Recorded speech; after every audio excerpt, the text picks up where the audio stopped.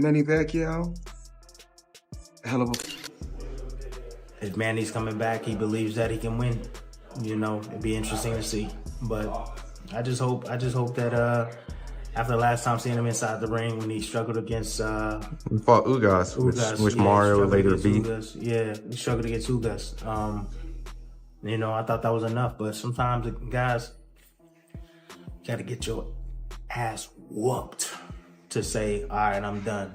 You got to get your ass knocked out of the ring or something to say I'm done.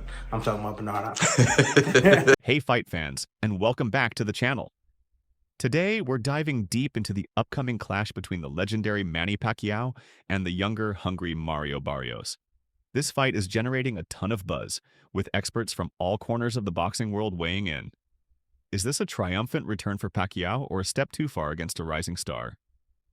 Let's break down the insane predictions and see what the pros are saying. First up, we have Tim Bradley, who knows Pacquiao better than most, having shared the ring with him in some epic battles. Bradley brings a unique perspective, mixing respect with concern. He acknowledges Pacquiao's motivation but questions the risk at this stage of his career. I think his C game is a lot better than anybody, a lot of guys' A game, even with the age. But you have to take into account the last time he stepped foot in that ring against Ugas. You know, he didn't look good. He was outmatched by, you know, a younger fighter. Bradley raises valid concerns about Pacquiao's decline and the dangers of facing a younger, more active fighter like Barrios. Let's not forget about Mario Barrios. Bradley emphasizes that Barrios is not just some pushover opponent. Barrios is no slouch. Barrios is a young fighter, you know, bigger fighter, knows how to, you know, control distance very well, can punch a little bit. Like, he's no easy task for anybody in the welterweight division. And for Manny to come back after this long and to face a young guy like that is dangerous. And sometimes, you know, these old legends, they got to get beat up several times before they call it quits. You know, that Ugas fight, I don't know if it was enough for Pacquiao. That's why he's coming back. But Barrios, he can he can finish Pacquiao. There's a possibility that he can finish Pacquiao and basically cause him to go back into retirement once again. Barrios' youth, size, and skill could spell trouble for Pacquiao, who hasn't been in the ring for a considerable amount of time. Despite his concerns, Bradley still believes in Pacquiao's power. Believes is the power. If Manny got any of that power still left in him, if he lands that left hand, he can hurt the young gun. So, but that's easier said than done. That signature left hand could change the course of the fight, but can Pacquiao land it cleanly? It's a big question mark. Now, let's turn to Eddie Hearn, who pulls no punches in his prediction. The narrator in the original video sets this up by saying Hearn gives Pacquiao no chance. The direct quote reflecting this bluntness is, welterweight division for Boots now he's the star of the welterweight division. Like, tell me another star in the welterweight division. There isn't. Well, it depends if Pacquiao comes back. Well, he's not going to beat Barrios, is he? So there's really a possibility that he there's beats Barrios. absolutely no chance in the world that he beat Barrios. I mean, Barrios has been beat multiple times. It doesn't matter. It doesn't matter. Look, Pacquiao's still top 20, top 30 guy in the world, but he couldn't beat Barrios. But listen, if he does, fantastic. But right now, the biggest name in the division by a long way is Boots. Hearn sees this as a mismatch, highlighting Barrios' freshness and activity. He believes Pacquiao is no longer at the elite level required to beat a fighter like Barrios. Hearn also points out the current state of the welterweight division.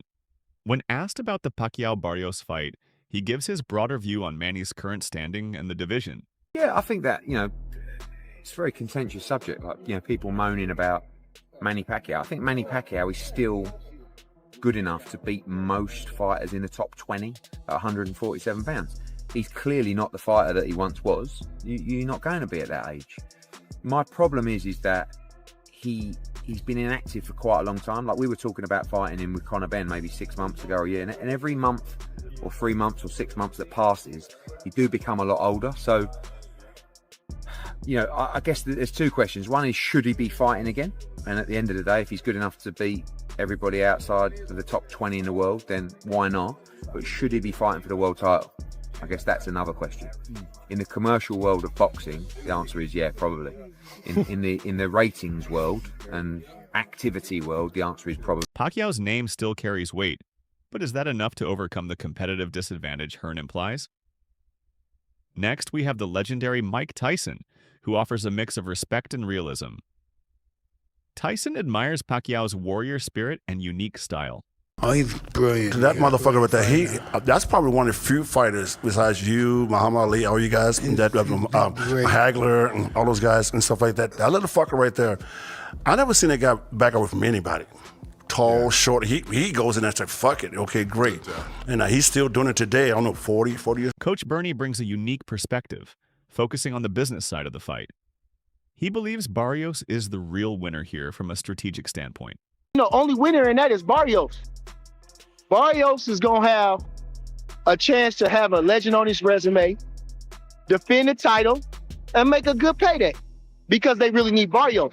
They're trying to look at Barrios as the easiest link for Pacquiao could be the oldest welterweight champion ever.